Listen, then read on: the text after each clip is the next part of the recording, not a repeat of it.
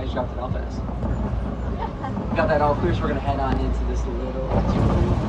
You wanna look really close to those trees and bushes? Let's see what we can find. Like the okapi off to your right side, feeding on that tree. The okapi, despite its zebra-printed legs, is a member of the giraffe family.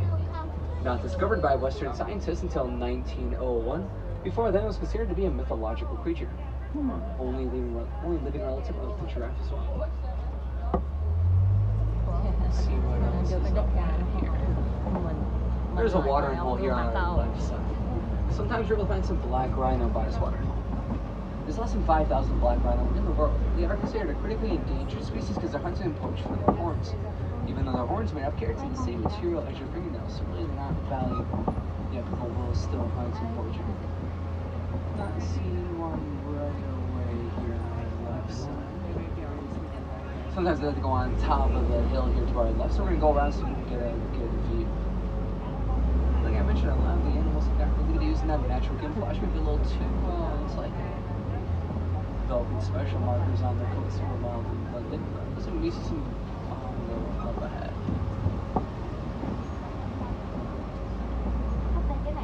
Still not seeing that black rhino on top of the hill here to our left. But here on your left side, there are some bongo.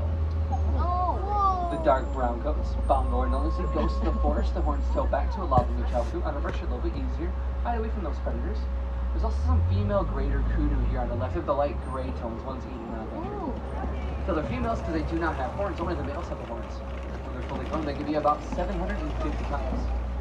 7 pounds is what that. Easy look here in the forest, we're going to head into the Safi River now, so you can see all that around. The Safi River is a great place to find hippos, crocodiles, and a couple different types of birds. The first place you want to look if you're trying to find a hippo is in the water. They do spend most of their time there to help regulate their body temperature and keep themselves cool. They may come out and graze for some to travel around. You never know for sure where they could be. You don't get the best view of one here on your right side. So you're going to get the best view there. They may be up here to the left. They have very large teeth, about 18 inches long. Despite the size of their teeth, they do mainly eat grass and other small plants and vegetables. But don't let their diet fool you. They do remain on top of the list of Africa's largest and most dangerous and very territorial. Still not seeing a great view one here on the left side, but there are some pink bats and pelicans here on the left side on the island, and there's a couple swimming around in the water next to it. On the left side, swimming around in on that. You get their name from the coloration that appears in their back during mating season. In the wild, they live in some pretty large pods, about 20 pairs all the way up to 500. A lot of the animals in the safari don't live in a normal flock or herd. There are special names for their groups like a pod of pelicans, loads of hippos, even crash rhinos. Let's see what else is on the other side of this river.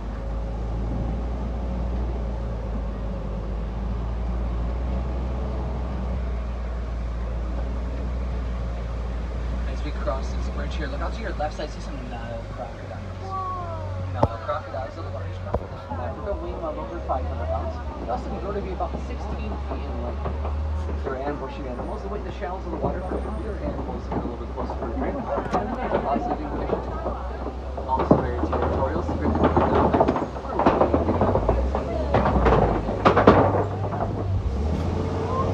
soon enough, you'll start to see a change of vegetation and scenery as we make our way over to the savannah.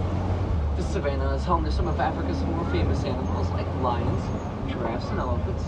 Hopefully we'll see those and many more while we're out there. You usually can find a wide variety of animals in the savannahs. A lot of them do travel through there during the migration. But there are some that stay and live there, so this is a variety to find in just a few moments. Look up to your right side first to see a baobab tree, also known as the upside down tree. Looks like those roots sticking out, but those are its branches and they will stay leafless 9 months out of the year. Helps conserve water in this rather dry area. We are coming up to the highest point of the savannah. Sometimes you can see some different animals from way out here. But there's some Maasai giraffe way out there in the distance. Some Angoli cattle as well. The bottom left of this hill. So we should have some pretty good luck here. We just gotta get a little bit closer to everything first.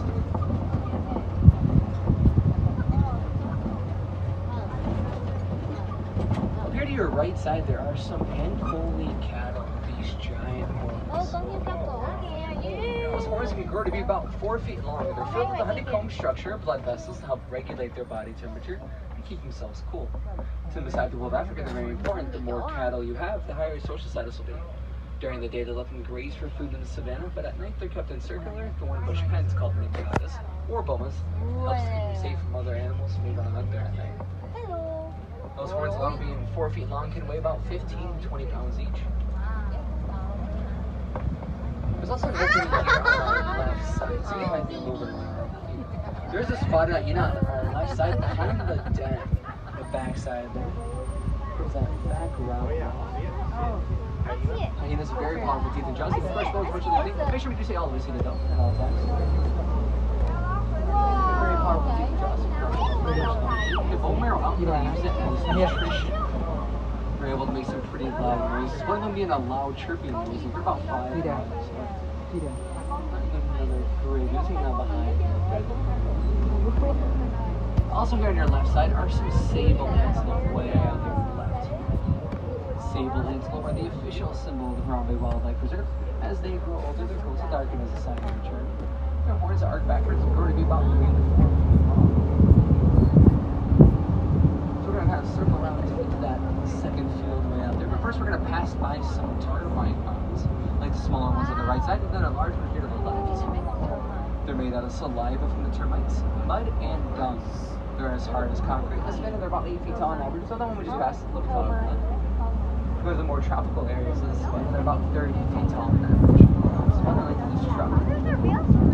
Different animals will use them for different purposes. Like the elephant will use them as a scratching post, wear them down until they collapse, and once they collapse, other animals will sit on top of them and use them as a advantage. Other animals, like the Patterson eel and antelope, will use those termite mounds if they're still standing as a marker of where they are in this giant west savannah. There are some side giraffe and white-bearded wildebeest up ahead. They're both moving to your right side, so we'll go a little bit farther up here first. Hanging out on top of that hill.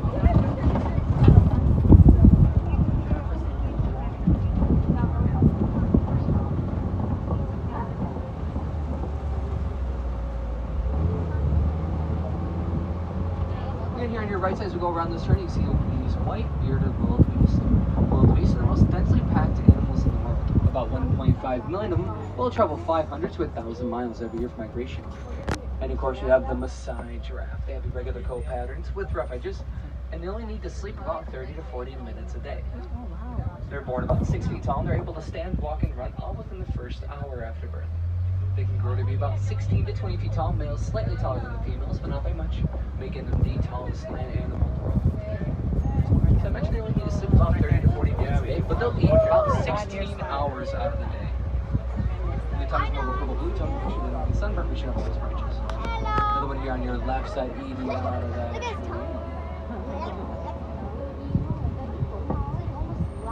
A lot of the hooks like that, so they sound like the different types of animals. The cattle, the wildebeest, are usually born at night and light.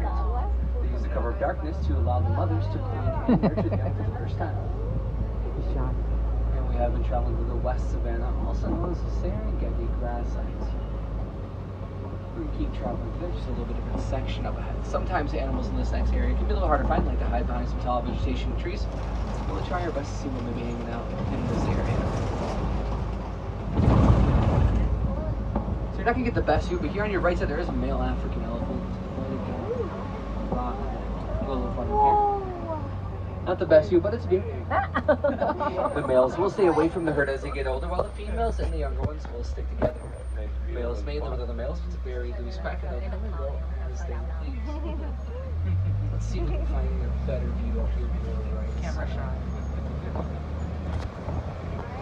Maybe over our right shoulder a lot. If we don't get a best view here, no worries, or maybe some more up ahead. It doesn't look like we're going to get the best view of this one. No worries. So we can find where this male may have strayed away from. They're very mobile creatures, traveling great distances every day. They eat about 300 pounds of food a day, so they keep traveling around, trying to find more and more food sources. 300 pounds may seem like a lot, but they weigh about 14,000 pounds worth of food. Looks like we have found a pretty old bridge here. Looks like it's being held together by cable and rope on both sides, but I'm sure it's fine. It does look a little too beat up for my old cable. It's making a lot of noise. Probably should call somebody about this bridge. Yeah. Thinking, somebody else's problem. We got it. Just a little noisy.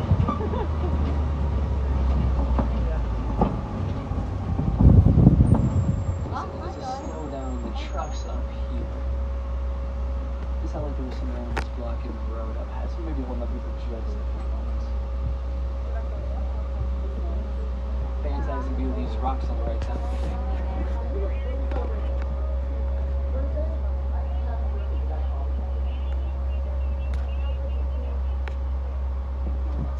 It does sound like there was a animal crossing the road a little bit farther down the road, but it doesn't sound like they were back on the move, so hopefully we'll start going in just a moment. See if we can have some better luck with the elephants.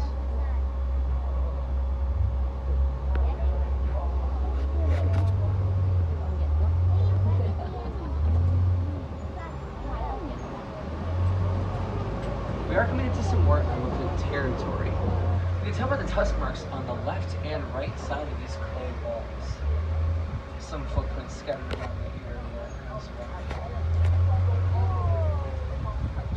So there are some more way out in the distance on our left side. We should be able to get a little bit closer than this. I'm trying to picture we've got the trucks ahead of us going very far. That's very sensitive skin. So we'll throw mud, dirt, water, sand on the back, using that as a sunscreen. That one out way out there with left us, we'll just sand on the back. They also have a natural cooling system in their bodies. They'll move their ears back and forth using it kind of like a fan in the days.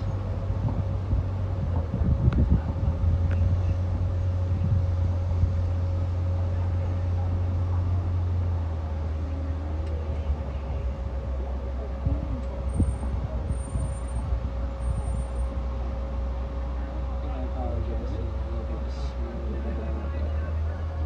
It's okay.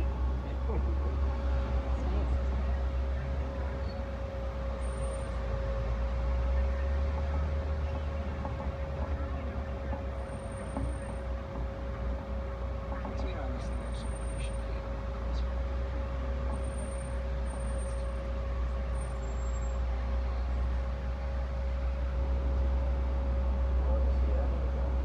Conservation team here at Disney discovered that elephants stay away from bees. So farmers in Africa started to create beehive fences to help keep their crops protected, keep elephants on safer grounds and preserves. In turn, it gives farmers that their crop they can sell once the bees start producing honey. Sadly, they are still into the bush. That's something way out there on the left side of the smoke as well. Sadly, they are still into the bush, but we can help stop that by simply not buying products. Products like recycling electronic devices like cell phones can make a big difference as well. Some mining does if people build those devices, and that mining here.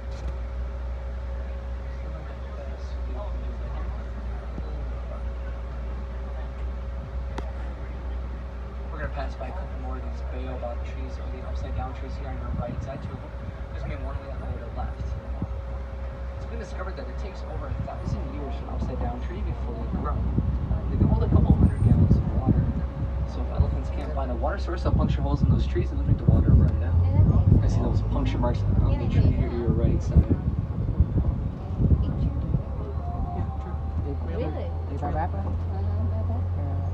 Once we get into the water up here, we're going to see a couple of the elephants here on the left side. Even the younger ones that come out of the line mostly ones. Straight ahead of us for now.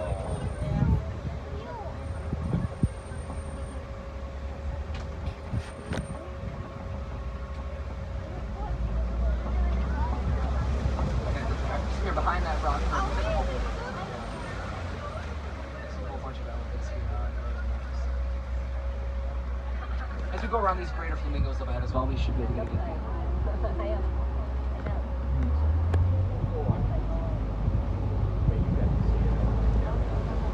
And left side we have some greater flamingos. They're the lightest colored ones, so there's more and more of a gray tone. They don't get their pink until they start eating their steady diet and shrimp and other small water creatures. It does take about 1.5 to 2 years for our flamingo to get their pink. Overall, these ones stay very light. The lightest ones you see are going to be the older ones, and these are the big ones as well. view here on your left side of the wheel. Let's go ahead and turn the leaves there.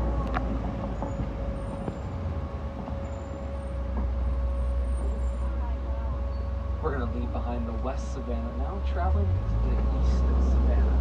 A little bit of vegetation and terrain here, so it doesn't try to make it go bad. You see some zebras and white rhinos up ahead. What? They may have been the ones that were blocking the traffic. Oh. Looks like they are hanging out pretty close to the road as well. Both of them are going to get a better view as we go around this big trail. So yeah, let's look at these zebras a little bit closer. Zebras are black with white stripes. So you can tell because of the color of their nose. And even though zebras do share an overall basic pattern of stripes, no two zebra stripes are exactly the same. And they'll follow the rain and the weather as they migrate to make sure they have a steady water source. There's that orange mud wall over the zebras on the left side. That means we're in the white rhino territory because they're a little further down the road. They'll roll around in that mud, helps keep their body temperatures down using that as sunscreen. As you see, they can do like to run around different areas. And they are larger than the black rhino we were trying to see earlier. These ones weigh about 5,000 pounds, so double the size of the black rhino. Maybe we weren't even seeing them.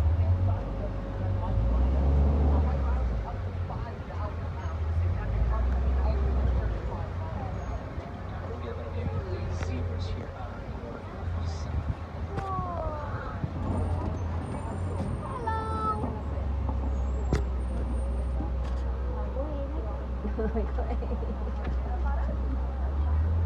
Wow. So there's going to be 3 white rhinos up here. All 3 are on the left side, pretty close to the road as well. So I got that mud wall not too long ago. Can I see it dried up? Mud on the sides.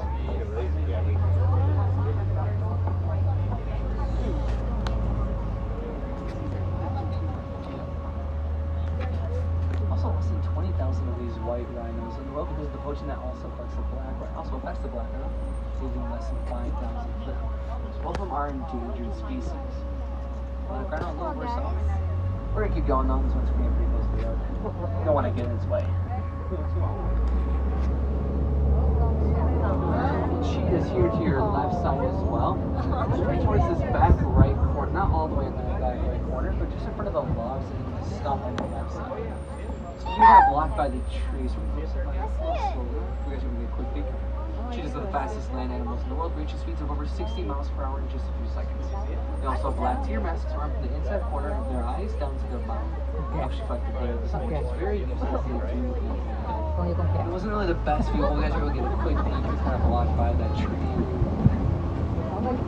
We are coming up to a pretty big Kobe rock formation.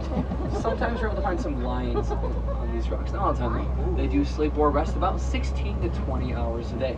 They are nocturnal, especially when their energy a little bit later. Lions and humans actually have about the same quality of eyesight during the day. At night, it's a completely different story. Lions have 6 times better night vision than humans do. They also have padded paws that help them keep their traction while they're running. Even makes them more silent up into the night. See some water buck way out there to your right side. Just like the name suggests, water buck do tend to stick around in the water environment. They're also a non-migrating animal. They're primarily from the next slope and very greasy free, using that as a waterproofing. Let's go back to the nighttime safari. We have some better luck with the lions though. Usually are running around a little bit more as the sun is starting to set. If you're lucky enough, you can hear them roar. Their roars can be about 5 miles away. There is a male here on your left side. Even though that male is the head of the pride, the females are going to do most of the hunting. The male will stay back and keep an eye on the pride. Make sure they're safe and defend. The mane of the male isn't just for show, actually helps protect their neck. Males may fight with other males during mating season or take over a pride. That's some extra protection for them.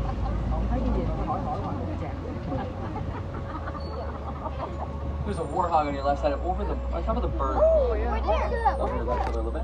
Warhogs are the largest burrowing animals, so back into their burrows so their tusks face and now protect themselves. They don't like to be disturbed while they're in their burrows, so they take over other ones and they burn bacon. You're going to see the water buck on your right side again. A little bit closer to us on your right side are these big yellow eggs in front of those trees left of that dirt road. Big yellow eggs, those are ostrich eggs. A human can stand on an individual ostrich egg and it won't even crack. They are very sturdy. They have to be to belong to the largest bird in the world. If you were able to crack open one of those ostrich eggs, you'd see it's equivalent to 2 dozen chicken eggs. They weigh about 3 to 4 pounds as well. We started out the safari in the forest, a little Laturia forest. We're going